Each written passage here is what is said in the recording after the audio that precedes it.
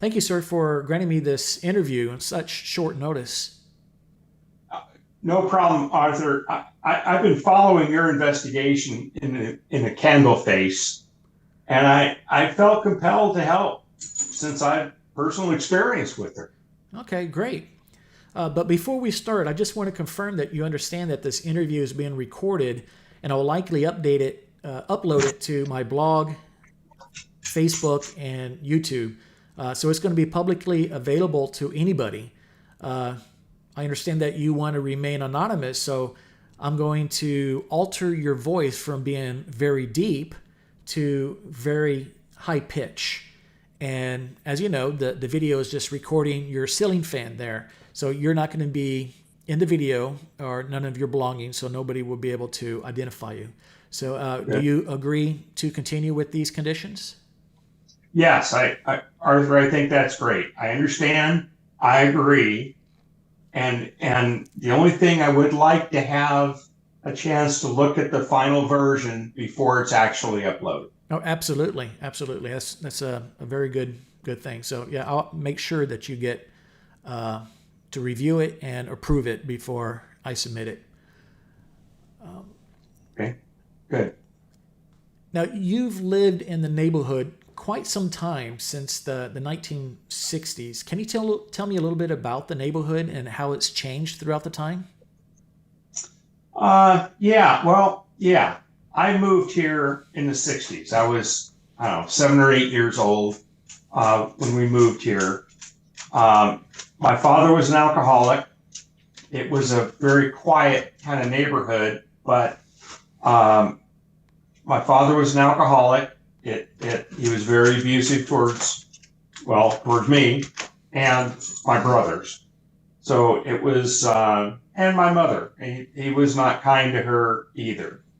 So when my parents passed away, I inherited the house and have lived here ever since. The neighborhood didn't change much for, decades, but in about, let's say, the 2000s area, wealthy people began to start demolishing the houses and they were building expensive homes. So they wanted the location, but not the houses that were there. And so they were demolishing our houses to build expensive homes. And this led to residents, the older residents, they were moving out. The property taxes got to be way high because they'd look at the area and the area was very expensive. Yeah, I noticed that too. I moved back to Texas and just under 2 years ago, and a lot of my childhood friends' homes were all gone. I grew up on Ben Howe Drive, and surprisingly, my house is still there. But right next door, where one of my best friends lived, his house is gone, and there's 4 houses on that plot. And there's several houses, probably 1/3 of all the houses on the street that I grew up on are all gone. And they're $1 million homes. And in many cases, they put 2 houses, up to 4 houses on the same 1/10 acre. So it's pretty sad that I look at my neighborhood and see it just erasing away.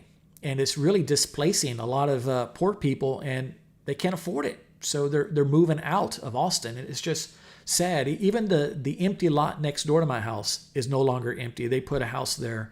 I think it was 2006. So yeah, it's really sad to see my memories just disappearing like that. Wow. Yeah, it's too bad. Yeah. Well, yeah, I do remember that empty lot that was there. I remember why it was empty. Okay. Can you tell me a little bit more about that house fire? Yeah, that lot's empty because the house burned down. There was a lot fire. I was about probably 16 years old then. Um, you know, Everybody in the neighborhood heard the sirens, of course. So, like typical, everybody comes out onto the sidewalks to see what's going on and find out what all the commotion is all about. Remember the house burning, and a lot of people, not maybe everybody, but a lot of people searching for the 2-year-old son. They thought he got out of the house, and so he had gotten out of the house and wandered off. So everybody was looking for him, and the firefighters were the ones that eventually found his body inside the burned house, inside the fire. Wow. And so my memories are a bit foggy. I started on my path to being an alcoholic when I was 13 years old. 13. So I don't remember much about the childhood and my younger adult years, but yeah, I started drinking at 13. Wow. How did you become an alcoholic at 13? What happened in your life for that to happen? Well, it's actually an important part of the story I'm going to tell you, and my information that you're researching. My father's was an alcoholic. His alcoholism and abuse led me down the same path. So I ended up losing my family due to my behavior. I was an alcoholic, and my behavior was not much better than my father's had been. So after my parents passed away, I reached my lowest point. Well, one night, I decided to end my life.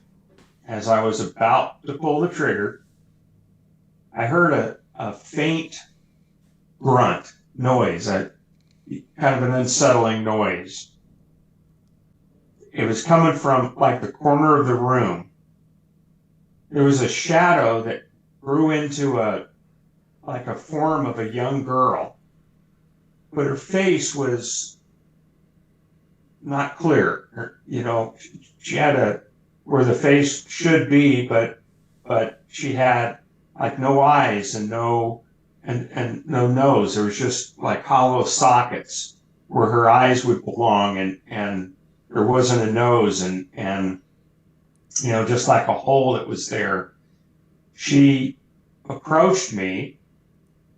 Her skin looked like it was boiling oil, like somebody was I don't know, frying bacon might not be enough, but it was snapping and like an oil that you were cooking in that was making noise and that kind of stuff. She spoke. She said, "Don't do it. I can help you. So don't do it. I can help you." Okay. And then she kind of ended with, that I can make your pain disappear. So she knew I was having pain, and obviously knew I was about to take care of things my own way. Her voice was sincere. There was no doubt she sounded like she knew what was going on, and she really wanted to help and would help. I was, I don't know, almost in tears. I mean, anyway, maybe I was in tears. I don't know. It's hard, but I put the gun down, and as I did, she whispered, "Do you believe? Do you believe?" I felt the heat from her like sizzling skin, and I responded, "Yes, I believe." For the first time in a long while, I felt relief. I did. I felt a sense of relief come over me. The voices in my head quieted. She whispered, "Thank you." Then she retreated back into the shadow and disappeared. So Candle Face is the most caring and compassionate spirit that I can even imagine. Certainly the only one I've met, but the only only one I can imagine. It's that compassion.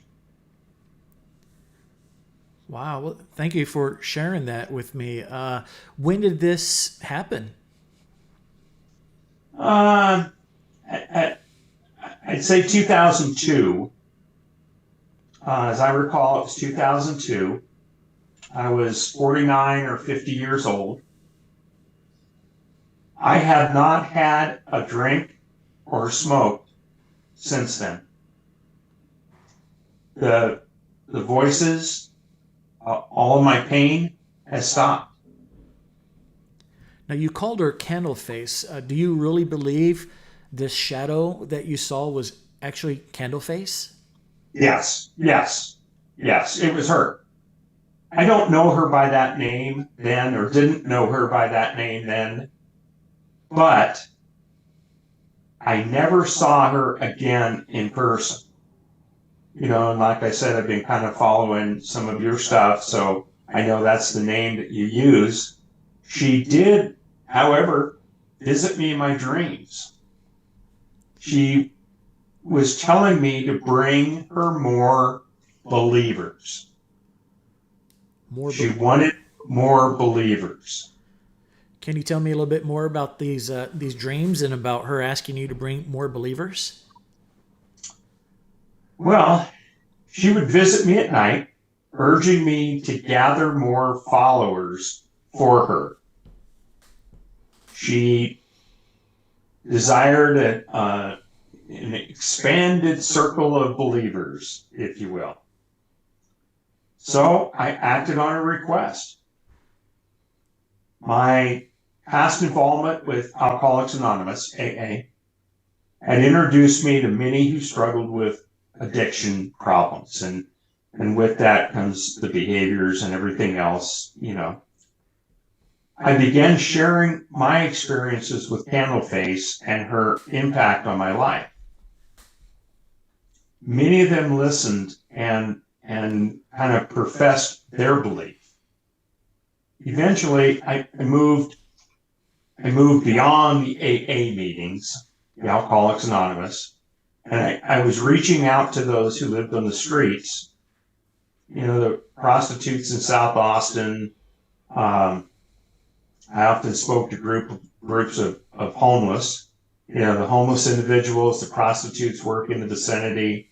They often were around that adult cinema down on Congress Avenue.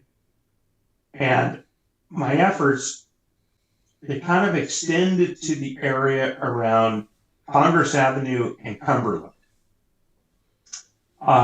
It's close to the funeral home. It just was an area that they all grouped in, and it gave me a chance to go down and talk to multiple people at a time. Okay, yeah, I definitely remember that funeral home. My dad would always like look the other way and get angry whenever he saw all those homeless guys right there at that funeral home next to that convenience store, Texan. Right? So you were able to convince some people. Were there any people who just laughed at you and thought that you were crazy? And if so, what happened? Well, those that believed reported their pain was gone, and the voices were silent in their head. But those who mocked me continued to suffer, often, fortunately, driving themselves to madness and death. It's sad. Candleface helps those who believe in her and haunts those who don't. It's better to believe, Arthur. Believe in Candleface. So you say Candleface is caring and compassionate. Do you think haunting and killing disbelievers is compassionate? Arthur, you're on thin ice. I know you faced her before, but she's much stronger now. You don't want to provoke her. Well, I don't mean disrespect. I'm just questioning her nature of compassion. Uh, this interview's over, Arthur. Your questions are inappropriate And I don't want to speak about Candleface like this in my own home. We're done. Sorry, I'm sorry. I didn't mean to upset you. Yeah. Goodbye, Arthur. Be careful. You might just find what you're looking for. All right. Well, sir, thank you for this interview. As I promised, I'll make sure that you get to review it before I publish it. Again, sir, I'm sorry. I didn't mean to upset you.